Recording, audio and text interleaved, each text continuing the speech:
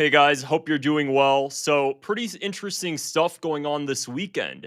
The Doha Forum in Qatar is going on right now, and the pro Israel crowd is crashing out over some of the speakers that are attending, including Tucker Carlson, Donald Trump Jr., Hillary Clinton, Bill Gates, and many, many others. It's been going on and it started already. A lot of interesting figures there. I'll just show you some of the responses first, and I'll also play some clips from the forum. Laura Loomer, Justin, Tucker Carlson has been added to the speaker list for the upcoming Doha Forum in Qatar this week. This includes many others. Of course, she got community noted that Donald Trump Jr., Hillary Clinton, U.S. ambassadors, and Bill Gates and many others are going to be there. The Doha Forum has been going on since the year 2000, and it features a lot of different guests, talks about international relations, energy, economy.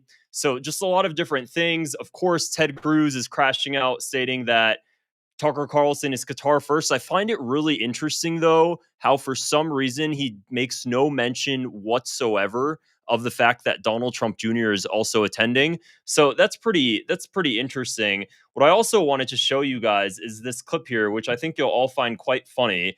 Somebody was asked why about Hillary Clinton, or he brought up Hillary Clinton at the forum, stating that he thinks Hillary Clinton. Just take a listen to this. It's funny.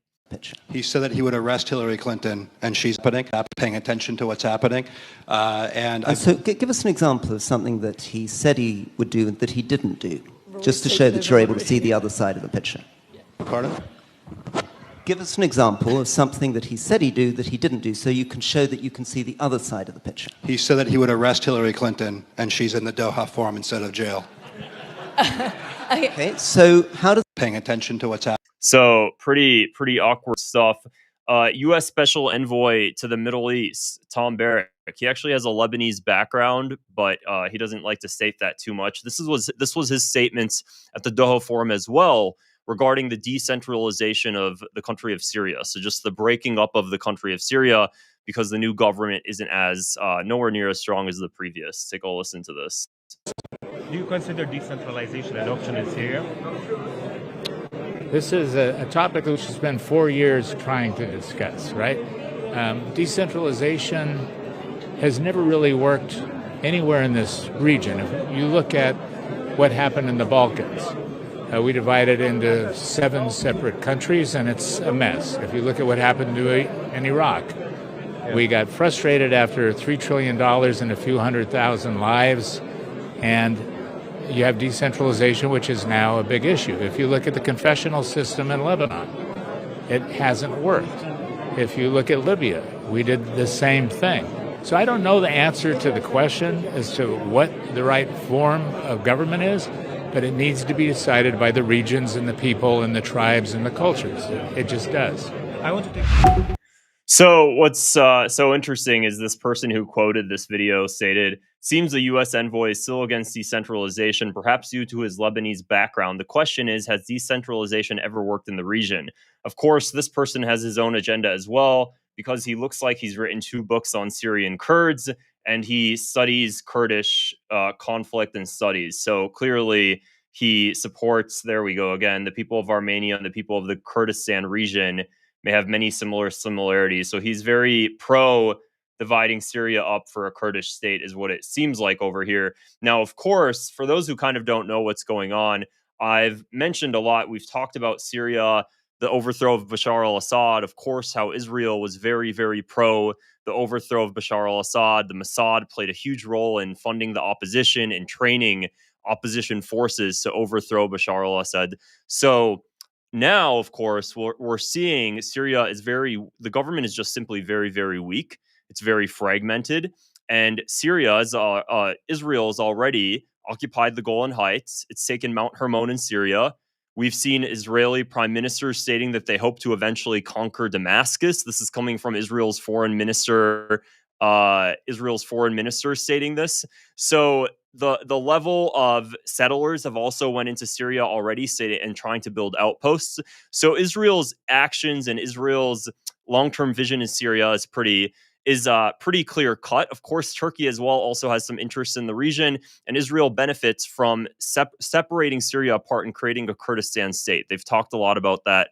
I've made a previous video on that as well. The idea that Israel would be able to fragment Syria, take as much land as possible, and eventually build a corridor from the Golan Heights all the way up to a free Kurdistan state. That's basically Israel's goal. It's been Israel's goal for the longest time. So it's interesting that they're talking about the decentralization of Syria at the Economic Forum as well. People also have their own thoughts. Yes, Tom, and how have centralized states worked out in the Middle East over the past 70 years? Besides that, he's also wrong. It seems like this person's also a Zionist or something like that. U.S. Special Envoy for Syria, Tom Barrack, said decentralization has never worked in the Middle East when asked if decentralization in Syria on the sidelines of the Doha Forum on Saturday. Again, Ted Cruz talking about how Tucker Carlson's at the Doha Forum, making no mention of anybody else. And then Qatar's minister over here stated, "We gathered at the 23rd Doha Forum under the theme Establishing Justice for Promises to Reality with decision makers and thought leaders to address pressing challenges and to bolster cooperation among governments, societies, humanitarian organizations, and more for a just and secure world." According to Doha News, U.S. Secretary of State Antony Blinken said in the conference, this was actually last year, so no point of reading that.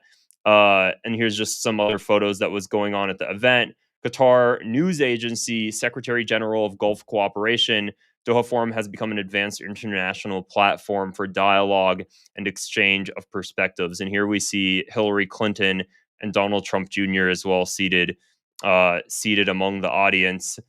Laura Loomer again, Tucker Carlson betrays America, talking about the Doha conference. So, of course, one of the main things they spoke about at the Doha conference and at the Doha Forum that they're going to continue to be speaking about is what's going on in Gaza.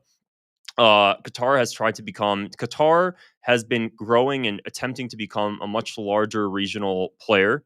And by trying to place itself as a mediator and everything, it seeks to also establish power. I mean, Qatar is incredibly wealthy, as we've seen. So by hosting these forums, that's basically part of its larger initiative to make itself a regional player. We'll see how things unfold moving forward. If you found this video interesting, make sure to go ahead and click the subscribe button below. It helps my channel grow. Also, just one more thing I wanted to show you guys about the Doha Forum over here, which I thought was pretty interesting, of other people that will be attending. If you look over here, let me go ahead and share my screen. President Hassan Mohammed arrives at the Doha Forum. So we're seeing a lot of other leaders, a lot of other officials and across the Middle East. I think about 1,500 leaders are actually supposed to be attending the Doha Forum, which is pretty wild. We'll see if anything actually comes from it or if it actually changes anything in the region or just elsewhere and beyond. Kash Patel is in Doha. Did not know that. The FBI director. It seems like there's a photo here of him there. Bill Gates is attending an international conference attended by an elite group, Tucker, and it just goes on. So interesting to see that Kash Patel actually showed up to this as well, it seems like. Anyways, guys.